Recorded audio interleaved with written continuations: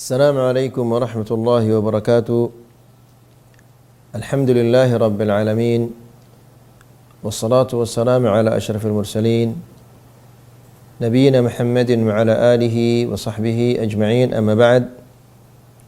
Ikhwani fid din, azzakumullah. Kajian kita ini adalah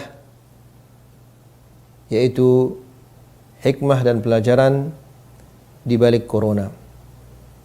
Dan ini adalah hikmah dan pelajaran yang ke-13, yaitu hendaklah kita waspada. Ikhwani fiddin, azzakumullah. Di sini Syekh menjelaskan al-akhdhu bil asbab al-maddiyah al-mashru'ah min sunanillahil kauniyah. Menjalankan usaha-usaha yang disyariatkan oleh Allah Subhanahu wa taala ketika terjadi wabah, musibah, malapetaka, fitnah. Ini merupakan sunnatullah. Sudah merupakan ketentuan Allah Subhanahu wa taala. Karena pasti orang yang sakit dia akan berusaha untuk mencari obat. Orang yang berada dalam kesulitan pasti dia akan mencari jalan keluar dari kesulitan itu. Ini sudah merupakan sunnatullah. Bal hiya min syiyamil mursalin was salihin. Bahkan berusaha ini merupakan sifat para nabi dan para rasul dan orang-orang saleh. Mereka tidak serta-merta karena mereka adalah orang-orang yang saleh atau orang nabi atau rasul lalu mereka berdiam saja, tidak. Tapi mereka juga berusaha, mereka berdakwah, mereka berjihad. Kemudian wa min samimi tahqiqil ubudiyyah wa tamamit tawakkul. Berusaha ini merupakan salah satu bentuk penghambaan kita kepada Allah Subhanahu wa taala. Karena Allah yang memerintahkan kita untuk berusaha. Dan berusaha ini merupakan salah satu bentuk kesempurnaan tawakal kita kepada Allah Subhanahu wa taala. Kemudian Syekh menjelaskan, faqad arsyadana Allahu azza wa jalla fi ghairi ma ayatin li taharril asbab. Karena di banyak ayat Allah Subhanahu wa taala memerintahkan kita untuk berusaha, untuk melakukan sebab. Sebagai contoh ayyuhal ikhwah, Allah Subhanahu wa taala memerintahkan Maryam alaihissalam untuk menggerakkan pohon korma agar korma itu berjatuhan kepadanya. Padahal Maryam alaihissalam pada saat itu dalam keadaan akan melahirkan. Namun demikianlah dia disuruh oleh Allah Subhanahu wa taala untuk berusaha. Sebagaimana Allah berfirman, "Wa huzzi ilaiki bi jid'in nakhlah tusaqit 'alaiki rutaban janiyya." Diperintahkan dia oleh Allah Subhanahu wa taala untuk menggerakkan pohon korma itu agar kormanya berjatuhan. Ini salah satu bentuk perintah Allah Subhanahu wa taala kepada hambanya agar dia berusaha. Kemudian ikhwani fiddin, azzakumullah, kata Syekh, fa haqiqatut tawakkul huwa i'timadul qalbi 'ala Allah ma'a mubasharatil asbab. Hakikat dari tawakal itu atau tawakal yang sebenarnya adalah yaitu bersandarnya hati kepada Allah Subhanahu wa taala dengan menjalankan usaha-usaha. Tidak bisa dipisahkan dari yang dua ini, tidak bisa dipisahkan. Fal-i'timadu 'ala Allah wal i'radu 'anil asbab qadhun fi syar'i wa naqsun fil 'aqli. Menyandarkan hati kepada Allah Subhanahu wa taala tanpa berusaha ini adalah menandakan bahwa orang itu dia rusak agamanya dan rusak juga akalnya. Sebaliknya, wal iqtisaru 'ala al-asbab duna i'timad al-qalbi 'ala Allah naqsun fi at-tauhid wa syirkun fil asbab. Dan menyandarkan hati kepada Allah Subhanahu wa taala, saya ulangi lagi, dan menjalankan sebab-sebab tanpa menyandarkan hati kepada Allah Subhanahu wa taala, ini adalah naqsun fit tauhid. Orang yang seperti ini adalah orang yang rusak tauhidnya. Jadi ikhwani fiddin azzakumullah, orang yang bertawakal kepada Allah, menyandarkan hatinya kepada Allah tanpa berusaha, ini adalah orang yang rusak akalnya. Kemudian ikhwani fiddin azzakumullah, orang yang hanya mengandalkan usahanya saja tanpa bertawakal kepada Allah, ini adalah orang yang rusak tauhidnya. Nah, jadi ikhwani fiddin azzakumullah, hendaklah kita bertawakal kepada Allah Subhanahu wa taala dan menjalankan sebab-sebab. Apa sebab-sebabnya ini? Misalnya menjaga kebersihan, menggunakan masker, dan tidak terlalu dekat dengan orang-orang yang terkena dengan wabah atau menjauh dari mereka. Ini salah satu bentuk-bentuk sebab. Ya, atau ini adalah bentuk-bentuk usaha. Maka kita berusaha, hasilnya serahkan kepada Allah Subhanahu wa taala.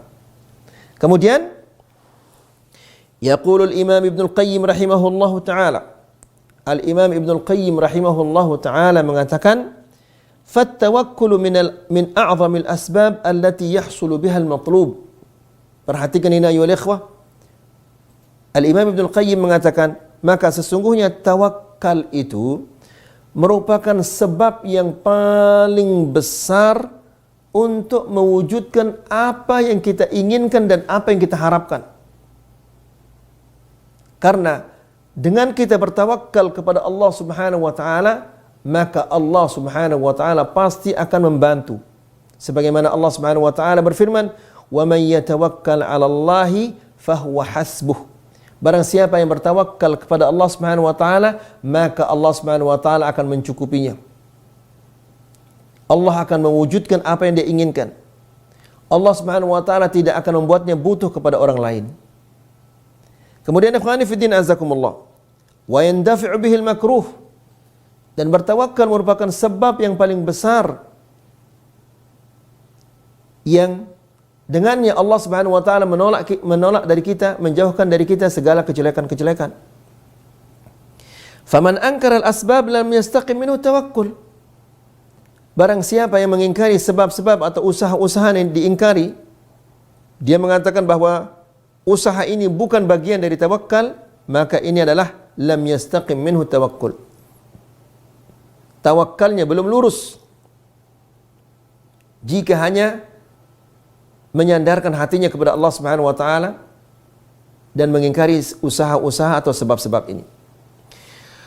Walakin min tamamit tawakkul, akan tetapi merupakan kesempurnaan tawakal adalah adamur rukun ilal asbab. Tidak hanya mengandalkan sebabnya, tidak hanya mengandalkan usaha. Wa qat'a alaqatil qalbi biha, jangan hanya mengandalkan sebab dan hati tidak bertawakal kepada Allah. Ini tawakalnya juga tidak sempurna. Ya. Maka ikhwani fiddin azakumullah, kata Imam Ibnu Al-Qayyim kemudian, fayakunu halu qalbihi qiyamuhu billahi la biha. Maka dengan demikian hatinya bersandar kepada Allah, bukan mengandalkan usahanya. Wa halu badanihi qiyamuhu biha, dan badannya menjalankan sebab-sebab. Jadi ikhwani fiddin azakumullah, badannya menjalankan usaha-usaha yang disyariatkan oleh Allah Subhanahu wa taala, hatinya bersandar kepada Allah Subhanahu wa taala. Inilah hakikat daripada tawakal. Nah, ikhwani fiddin azakumullah, kita dalam keadaan seperti ini, dilanda oleh ketakutan, kecemasan, kekhawatiran terhadap virus corona ini.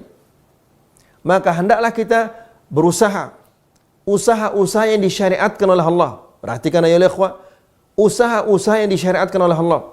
Karena banyak orang ketika ditimpa oleh musibah, oleh kesulitan, dia melakukan usaha-usaha namun usahanya tidak disyariatkan oleh Allah. Seperti datang ke dukun, datang ke kuburan atau yang lain-lainnya. Ini adalah usaha-usaha yang tidak disyariatkan oleh Allah. Kemudian di samping badan kita melakukan usaha-usaha yang disyariatkan oleh Allah, hati kita tergantung kepada Allah Subhanahu wa taala. Serahkan hasilnya kepada Allah Subhanahu wa taala. Kapan kita akan diberikan hasil? Apakah hari ini atau besok? Apakah hasilnya 100%? atau 50% atau 70%, serahkan semua itu kepada Allah Subhanahu wa taala. Jadi ikhwani fiddin azakumullah, kembali lagi kita ingatkan, berusahalah. Bagaimana cara kita berusaha? Itu jaga kebersihan, menggunakan masker, kemudian ikutilah apa yang disarankan oleh pemerintah. Ya. Apa yang dikatakan oleh pemerintah, apa yang disarankan, petunjuk-petunjuk dari pemerintah, itu jalankan. Semua itu adalah bentuk usaha-usaha yang disyariatkan oleh Allah. Nah, setelah kita berusaha, kita bertawakal kepada Allah Subhanahu wa taala. Serahkan hasilnya kepada Allah Subhanahu wa taala. Karena apa saja yang ditentukan oleh Allah Subhanahu wa taala untuk kita, itulah yang terbaik. Ini harus kita yakini bahwa apa saja yang ditentukan oleh Allah Subhanahu wa taala kepada kita setelah kita berusaha, maka itulah yang terbaik. Semoga ini bermanfaat. Wassallallahu ala nabiyyina Muhammad wa akhir da'wana alhamdulillahi rabbil alamin. Wassalamu alaikum warahmatullahi wabarakatuh.